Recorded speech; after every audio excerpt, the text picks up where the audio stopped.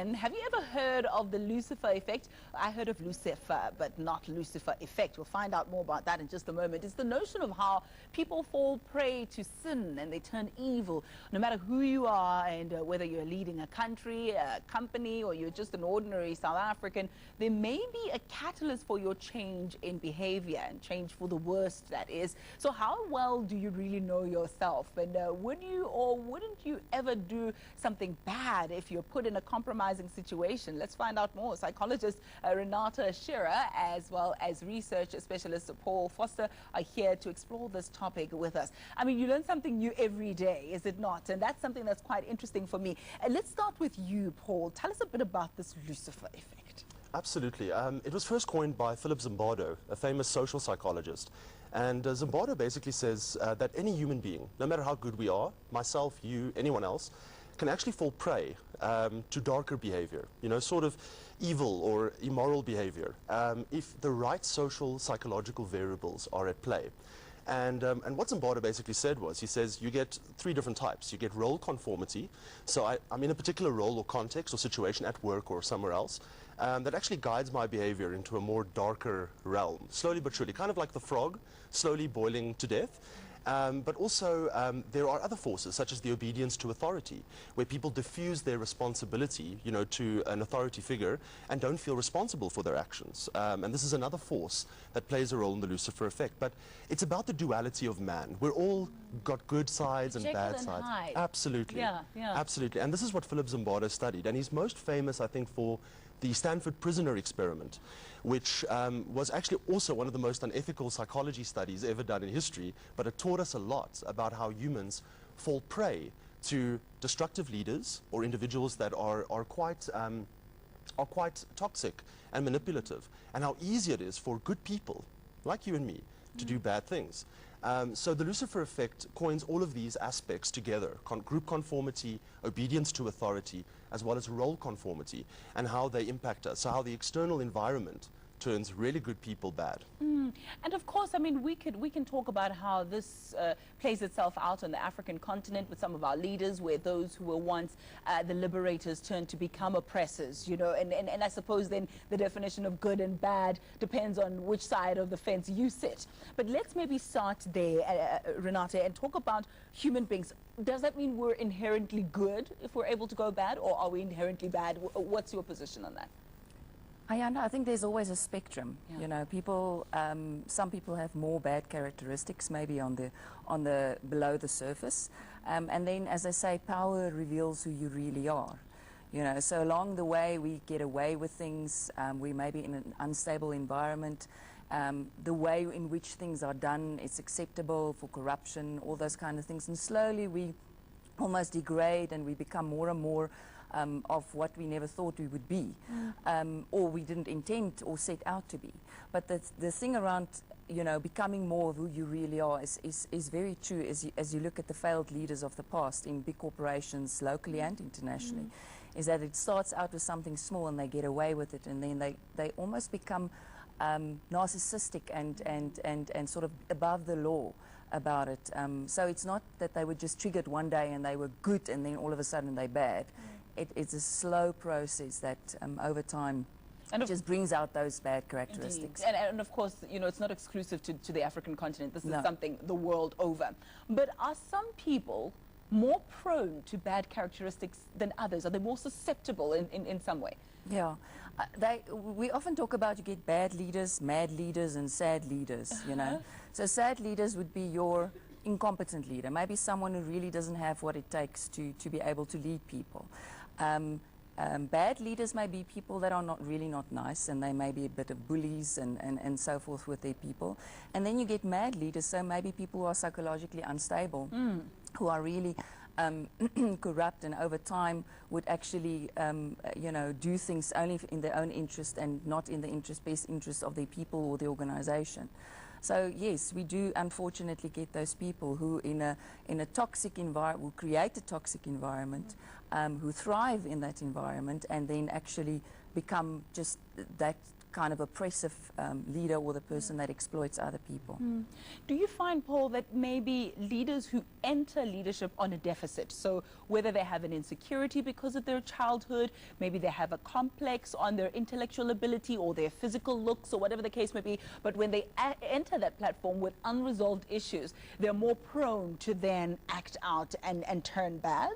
Absolutely. You've hit the nail on the head. There are 3 primary traits that we know of that are considered, they're called the dark triad. And these 3 traits, if you have them, chances are very high that you will be destructive and harm those around you. But one of them, if I can mention the 3, you have psychopathy, a lack of empathy or respect for people around you, but also an impulsiveness and high risk-taking kind of propensity. And these are stable traits. They exist within the individual throughout their lifespan.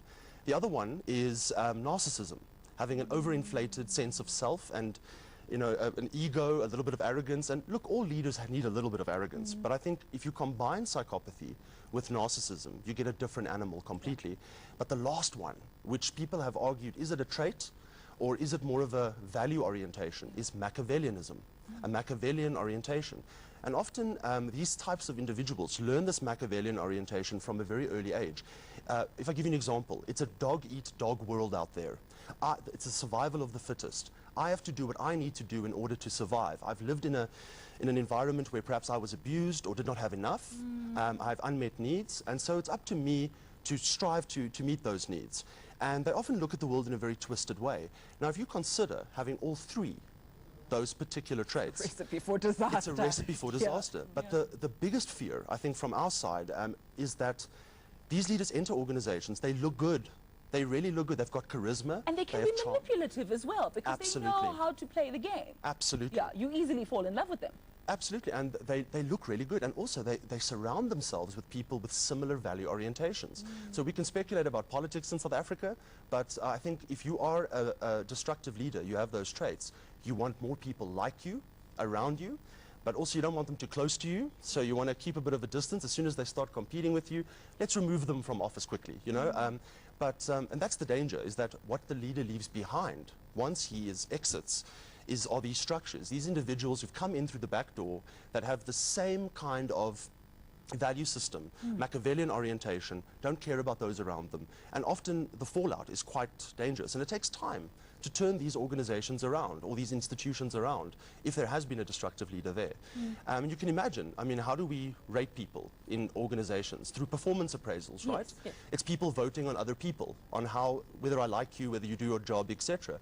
So if you're as a toxic leader, surround yourself with colluders, they're going to say you're brilliant, right? So they look really good and they hide their mistakes well until they don't. And then a big scandal pops. Yeah, and I want to now take a look at what happens when the you-know-what hits the fan and the reaction of some of those leaders. I tend to see some of them have a bit of a self-pity. I don't understand why this is happening to me. Perhaps they recoil and childhood memories come to fore. This is me doing pop psychology, you know. I have no qualification, but I mean, I would imagine they go to that state where they were harmed as a child or whatever the situation that they've built around them, and they go back to that, I must defend myself at all costs, and it actually makes things worse. Yeah. You see, if you look at, for example, a narcissist, someone who really believes that they are wonderful, truly wonderful, and that if other people can't see that, then the problem is with the other person. So now I get into a situation where my absolute superiority is not recognized. People think I have feet of clay, and I'm thinking, and it's all externalized then. It's say, but if you can't see how wonderful I am, the problem must be with you. And then they will go back to self-pity, and we typically talk about a narcissistic injury, you know, where the person would feel so sorry for themselves and blame everyone else. If you have the snake in suit, for example, they would go the route of just, you know, alienating people, would say that, you know, you don't appreciate, and they would actually maybe even become aggressive. So now sort out the system, let's get rid of these people who don't know what they're doing. I'm the one that I was the victim here, or I didn't see the stuff happening, and everyone else is to blame. So always then going to find the blame with someone else, which is typically the opposite, or absolutely the opposite of what you would expect of a true leader, which would be the sincerity, the integrity, the honesty, the humility. It's the exact opposite of those things that you then start seeing to play out, and you know it deep inside. You actually, as an individual, you know it. But what they're very good at is also is making you as an individual or a team member, employee, feel bad about yourself, unsure about yourself. They break you down so that you don't have the courage to actually stand up. And then in the moment, you are, if you're not valuable to them anymore, you're just removed from the situation because you're disposable. They don't care about people. You see, the problem is we typically think that others are like we are. So if I'm a good person, I believe that you're also good. And if I have integrity, I believe that you also have integrity. So we tend to view others in the same light. And actually, what happens is if you are really a good person, working in an environment where there are people that don't have integrity, etc., often you only find out too late when you now, the roadkill actually left behind, that was the situation. And they leave behind a lot of dead bodies, unfortunately, and then move on to the next organization. So if we don't have proper systems and processes in place in which to screen these people coming into the organization, don't just promote the blue-eyed boy because they are so charming and wonderful and people like them. We end up having leaders that then when they have power, when they have a lot of discretion, they actually have the ability to just destroy people. And I mean, it's very interesting that you say people view the world in the way that they are. That's why people who have affairs, for example, will assume that the other person is cheating because those are the glasses that you see the world through. But also leaders who make everybody else complicit in their own crimes. I mean, leadership, you should be able to, I mean, I imagine whatever you're doing that's wrong, keep it just between yourself and the wrongdoer. Don't implicate everybody else. But when you do, you make sure that they're aiding and abetting. So all of our hands are dirty. Is that also a sign of a leader who wants to make sure that if I go down, the whole ship sinks with me? Absolutely. There is a dynamic that exists between destructive or toxic leaders and followers. There are two types, followers and colluders. Now, colluders, as I said, are people that this leader will bring in that are similar to themselves. But there is a phenomenon that Stanley Milgram coined in the 1950s called the obedience to authority. And it was a great experiment. What they basically did was they saw, would an individual harm another person at the behest of an authority figure? And how far would they go? And at first, Milgram thought this is not going to work.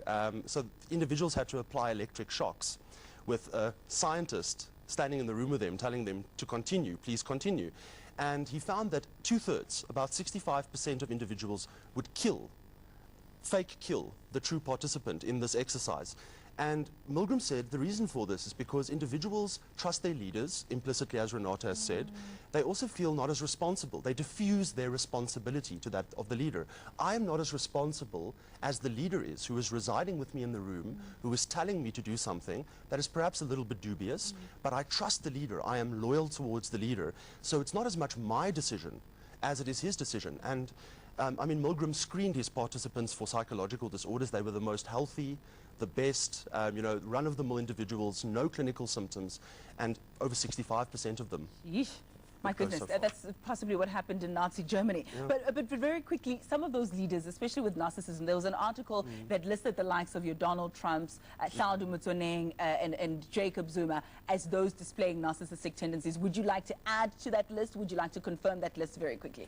Can I just say, I think... Or minus even, if you'd like to say, no, not this one, not that one. Yes, I think if you look at Tlhaoldo, one thing about him, which is quite interesting to me, is he refers to himself in the third person a lot.